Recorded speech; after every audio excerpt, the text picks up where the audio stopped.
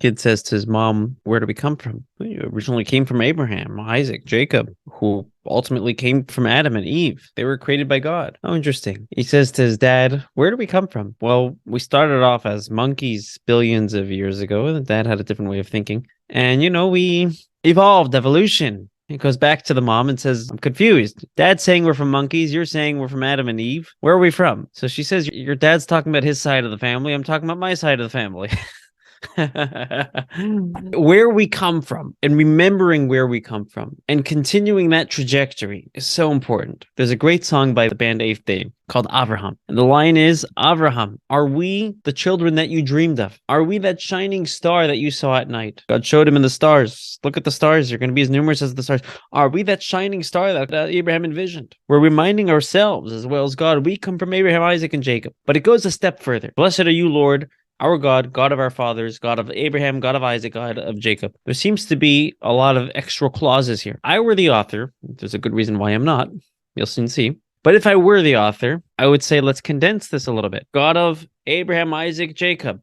Shortened it. Shouldn't we speak more succinctly? Why the extra verbiage? Instead of God of Abraham, God of Isaac, God of Jacob, just say God of Abraham, Isaac, Jacob in the Hebrew.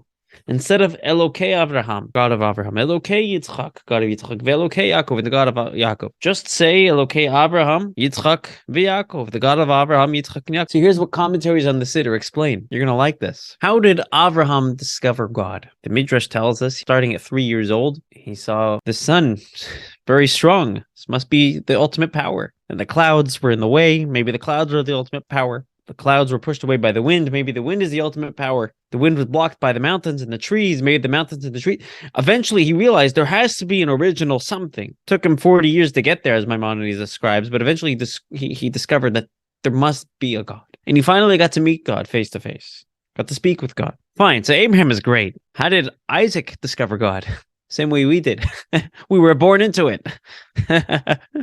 How did Jacob discover God? He was born into it, indoctrinated. Abraham wasn't indoctrinated. Isaac was indoctrinated. Jacob was indoctrinated. The message of the Siddur here is no, no, no, no, no. They're not indoctrinated. It's the God of Abraham. It's his God. He discovered him. It's also the God of Isaac and Jacob. Even though they were born into it, they were not indoctrinated. They discovered it on their own as well. They still use their minds. They still thought about it. And this is reminding us to think about it, our relationship with God. There's this balance. On the one hand, we have tradition. Tradition is crucial. On the other hand, we have to make it our own. It has to become ours. Just like it was the God of Yitzchak, just like it was the God of Avraham. Yitzchak had to rediscover on his own. We have to rediscover. Don't just take it for granted.